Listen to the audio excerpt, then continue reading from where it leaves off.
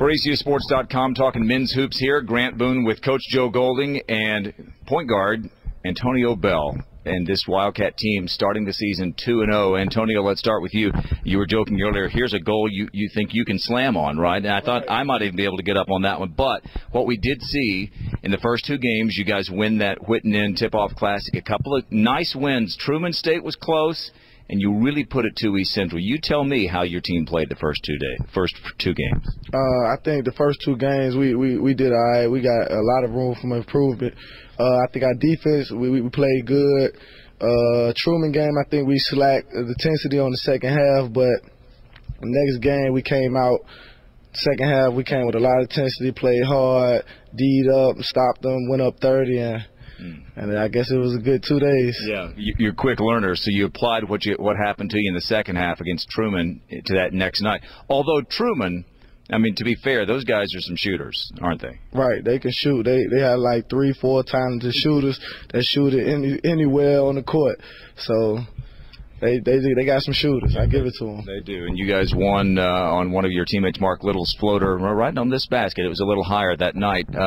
Antonio, you tell me about what it means to try to get a whole bunch of players from different parts of the country. I mean, we got Keeby from Little Rock, brought you in from Georgia, Jonesboro, Georgia, and Little came in from New Mexico, and Armani and Little are both from the Chicago area. That's a whole bunch of people, never played together.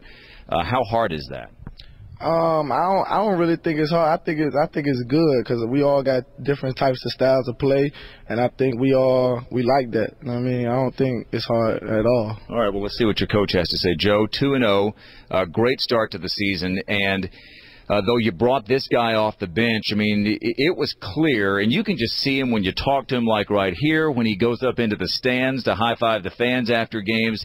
He brings a ton of energy on and off the court, it seems like. No, there's no question, and I remember after our first scrimmage at South Plains, Chris Beard, who used to coach here and a long-time assistant for the Knight family at Texas Tech, pulled me aside and had watched our scrimmage and said, there's no question, and, you know, Antonio's your leader. And I pulled Antonio aside that next day and talked to him a little bit about that, and you know, that's what I like about him. I mean, he's definitely our leader of our basketball team. I think right now, early on, from what I've seen through practice and playing, he's got the best basketball IQ of any player on our team, and I think that helps in getting our guys organized and where to go with the basketball. He's got 11 assists and 2 turnovers, right, or 1? I think it's 2 turnovers in 2 games, you know, and that's what you want. And most of, you know, he can score it. You know, that's probably what he does, and he wants to do it probably a little bit more. I didn't make the call about the 4 down to start the game on the first half against East Central. That was kind of Antonio's call, but he made the shot, so you better make it if you're going to call it. But I like him coming up to be. He could start, you know, I mean, but he doesn't care. I mean, he's going to play his minutes, and he's a big part of what we do, and he gives us some energy and pop off the bench, and he can score it. And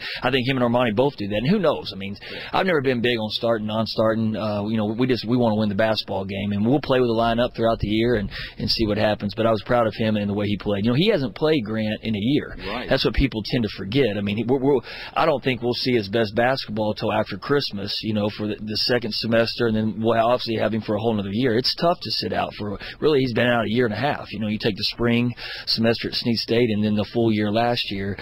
So he's just getting back to organize basketball and get back to playing. Yeah, and you had some big games there at Snead State there in Alabama, 25 points, I think, your game high there, Antonio. So, Joe, let's talk about just what I thought was a really neat atmosphere. I mean, we want to keep getting more and more people in the stands here at Moody, but the ones who were here, I thought kind of made it tough on the opponents. What do you think? No, they did a great job. I mean, I was very, very impressed with the student body. You know, I was telling Lance on Monday, you know, back in my playing days a while back. And, you know, he used to play here at ACU? Okay, you've heard that. I didn't play a lot, but I'm glad Antonio's better than me. But, no, you know, but when I played here and then when I was back working for Jason, we never had the students early. We would get the students that year that we were pretty good, the third year I was with Jason, but we got them late, and we never could win that game to kind of bring them back, you know, the Tarleton game or the West Texas game here. So getting them here early and then having some success, although I did not like the way we played in the second half of Truman, a game ending like that at the buzzer with excitement, you know, for the crowd,